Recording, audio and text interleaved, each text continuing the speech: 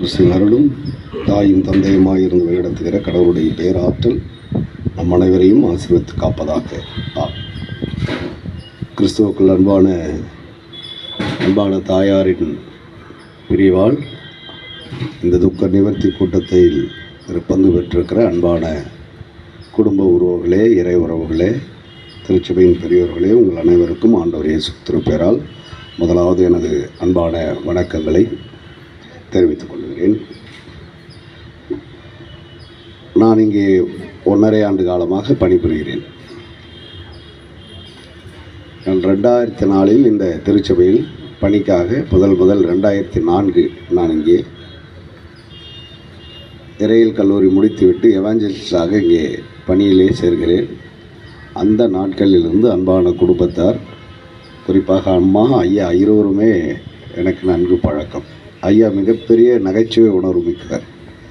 ரொம்ப சிரிச்சுக்கிட்டே, ரொம்ப சத்தம் இல்லாமல் நகைச்சுவை உணர்வை வெளிப்படுத்தக்கூடியவர். அம்மாவும் சிரித்த முகம், ஆளுமையானவர்கள். இந்த 1.5 ஆண்டு காலமாக நான் ஒவ்வொரு மாதமும் காலையில் 1ஆம் தேதி அன்று அவர்களுக்கு திருவிருந்து தர செல்வேன். கரெக்டாக ஆயத்தமாக இருப்பார்கள், ஒரு முகமலர்ச்சியாக இருப்பார்கள். இங்கே பேசப்பட்டவர்களுடைய எல்லா வார்த்தைகளும் அன்பான குடும்பத்தாருக்கு மிகப்பெரிய பெருமையை, மகிழ்ச்சியை, மனநிறைவை தரக்கூடிய சாட்சிகள். நீங்கள் ஆண்டவருக்கு நன்றி செலுத்துங்கள். இப்படி ஒரு தாய் தந்தையரை தாயாக, மாமியாராக, பாட்டியாக, வேறு உறவாக, வெவ்வேறு நிலைகளில் இப்படி ஒரு சிறந்த பண்புடையவர்களை நாம் பெற்றோராய், தாயாய், மாமியாராய், அம்மாச்சியாய் பெற்றதற்காக ஆண்டவருக்கு நன்றி செலுத்துங்கள். கடவுளுக்கு நன்றி செலுத்துங்கள். இப்படிப்பட்ட சிறந்த இயல்புகளை, பண்புகளை கொண்டவர்களெல்லாம் நமது குடும்பத்தில், நமது உறவாக, நமது தாயாக, நமது பொறுப்பாளர்களாக, நமக்கு பெரியவர்களாக இருப்பதற்காக ஆண்டவருக்கு நன்றி செலுத்துங்கள். அவர் பிள்ளைகளெல்லாம் எழுந்து அவர்களை பாக்கியவதி என்று சொல்லும் என்று நீதிமொழியில் அப்படி சிறந்த பெண்மணிகளை குறித்து பிள்ளைகள் எழுந்து சாட்சி சொல்வார்கள் என்று. உண்மையாகவே ஒரு மருமகள் எழுந்து தன் மாமியாருக்காக பேசுவது என்பதெல்லாம் இப்பொழுது நடக்கிற காரியமா என்றால் சீரியலில் கூட வருவதில்லை இல்லையா? அது கவனி. ஆமாம், அப்படி உறவுகள் அந்த கண்டிஷனில் இருக்குதுல்ல. இப்படி சொல்லக்கூடிய இடத்திற்கு அவர்கள் நிறுத்தப்பட்டிருக்காங்க. எவ்வளோ ஒரு பெரிய ஆசீர்வாதம். கிறிஸ்துவ வாழ்வு என்பது நாம் நன்றி செலுத்துகிற அதே வேளையில் நாம் பொறுப்புடையவர்கள் என்பதை உணர்த்தி கொண்டே இருக்கும். ஏதோ ஒரு இடத்திலே நின்று விடுவதல்ல கிறிஸ்துவ வாழ்வு. அது நம்முடைய வாழ்வின் நிறைவு மட்டுமல்ல, உலகின் நிறைவு மட்டும் நாம் அதை கடத்தி செல்ல வேண்டிய மிகப்பெரிய பொறுப்பு கிறிஸ்தவர்களுக்கு உண்டு. இப்படிப்பட்ட உயரிய விழுமியங்களை, உயரிய பண்புகளை, உயரிய இறைபக்தியை, அசைக்க முடியாத பற்றுறுதியை கொண்டிருக்கிற அந்த பெற்றோரின் பிள்ளைகளாய், உறவுகளாய் இருக்கிற நாமும் அதை நடைமுறைப்படுத்த வேண்டிய கட்டாயம் நமக்கு இருக்கிறது என்பதையும் நாம் தெரிந்து கொள்ள வேண்டும். அப்படி நடைமுறைப்படுத்தினால்தான் அவர்கள் மரணத்துக்கு பிறகும் வாழ்வார்கள். கிறிஸ்தேசுவில் நம்பிக்கை வைக்கிறவர்கள் மரித்தாலும் பிழைப்பான் என்ற அந்த திருமறை வார்த்தை மரணத்திற்கு பின்பும் வாழச் செய்வதாக இருக்குது.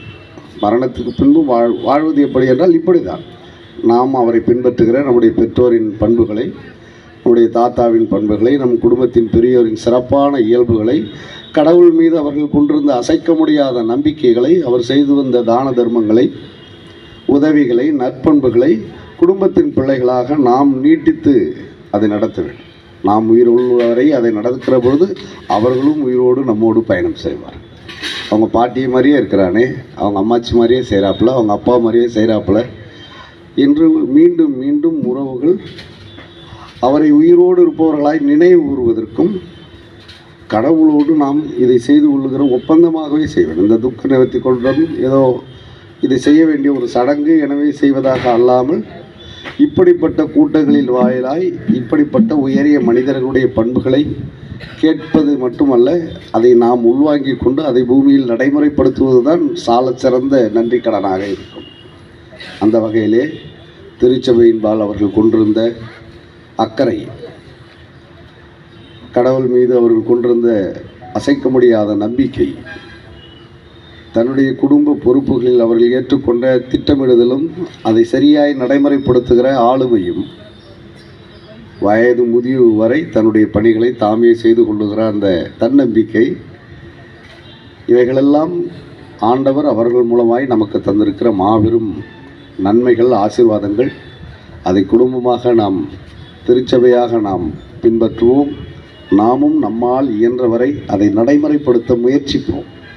அப்பொழுது அந்த ஆசீர்வாதங்கள் நம்மிலும் தொடரும். கடவுள் மரணம் எல்லாரையும் சந்திக்கும். இந்த பூமியில் பிறக்கிற அத்துணை பேரும் மரணத்தை சந்திப்போம். அதில் எந்த மாற்றமும் இல்லை. ஆனால் நம்முடைய வாழ்வு ஒரு பொருள் சார்ந்த வாழ்வாக இருக்க வேண்டும்.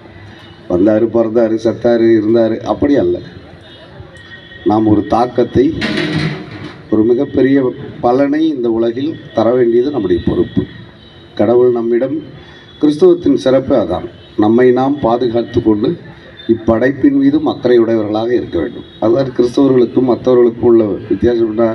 வெறும் நான் என்னை வாழ்வதற்காக கடவுளிடம் கேட்டுக்கொண்டிருப்பது, நான் மட்டும் வாழ்வதல்ல கிறிஸ்தவம். மாறாக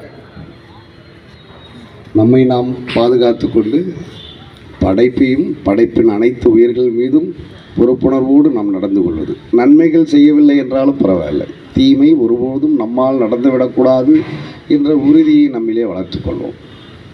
அப்படிப்பட்ட சிறப்பான பண்புகள் கொண்ட தாயார் நம்மை விட்டு கடந்து சென்றிருக்கிறார். அன்பான பிள்ளைகள், இப்படிப்பட்ட சிறப்பான தாயை குடும்பத்தின் தாயாக, தலைவியாக, நம்முடைய உறவாக பெற்றமைக்காய் திருச்சபையும் குடும்பமும் ஆண்டவருக்கு நன்றி செலுத்துவோம். வெறும் நன்றி செலுத்துவர்களாக இல்லாமல் அவரின் உயரிய பண்புகளை நாம் நம்முடைய வாழ்நாளெல்லாம் நடைமுறைப்படுத்துவதற்கான தொடர் முயற்சியை மேற்கொள்வோம். அதற்கு கடவுளின் பலத்தை, உதவியை நாடுவோம். கடவுள் நம்மை நன்மையினால் வழிநடத்துவார். கண்களை மூடி ஆண்டவரை நோக்கி வேண்டிக் கொள்வோம்.